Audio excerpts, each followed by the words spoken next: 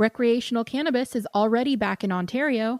Cannabis businesses are suing the governor of Massachusetts, and you definitely don't want to get on the FDA's bad side right now. They are not messing around. It's Friday, April 10th, and this is your TRICHOMES Morning Buzz. Broadcasting live from the TRICHOMES.com studios in Southern California. It's time for your Morning Buzz. We bring you late-breaking news that keeps you up to date with what's happening in the cannabis industry. After being deemed non-essential last week, Ontario allows cannabis retailers to reopen with delivery and in-store pickup. According to Cannabis Business Times, Ontario's cannabis retailers are allowed to reopen with delivery and in-store pickup services under an April 7th emergency order.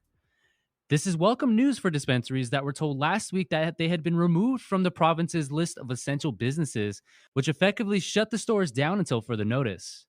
Following advice from its chief medical officer of health, Ontario updated its list of essential businesses April 3rd, omitting cannabis retailers from the roster of businesses that could remain operational during the province's COVID-19 response. Prior to the updated emergency order, cannabis retailers had been operating as essential businesses, but the change left Ontario Cannabis Store, the province's government-owned online retailer, as the only outlet authorized to serve Ontario's patients and customers. Now, under the updated emergency order, Ontario's cannabis retailers can conduct transactions online or by phone, and customers can pick up their orders at the dispensaries. Retailers can also deliver orders directly to customers, provided their staff is trained under a regulated provincial training program operated by CanCell, which is run by the Alcohol and Gaming Commission of Ontario.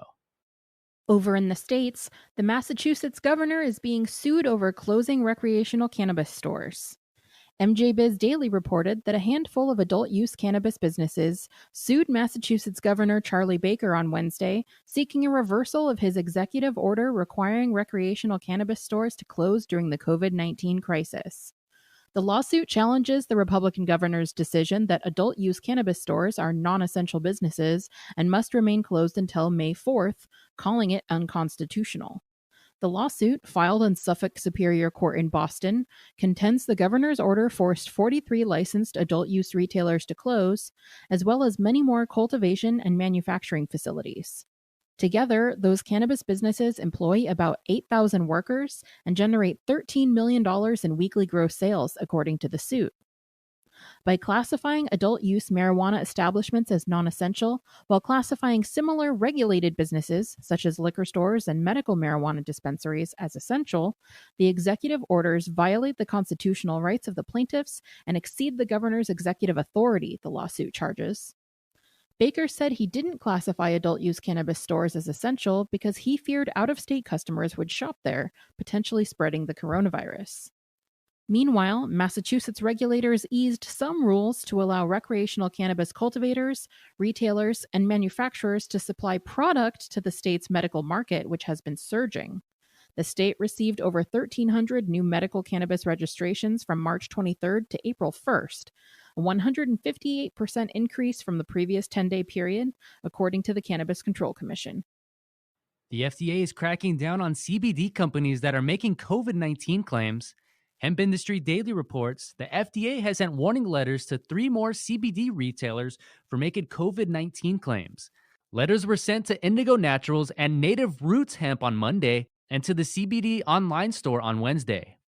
The FDA warned them to stop making claims linked to the coronavirus or else risk legal action, including seizure and injunction.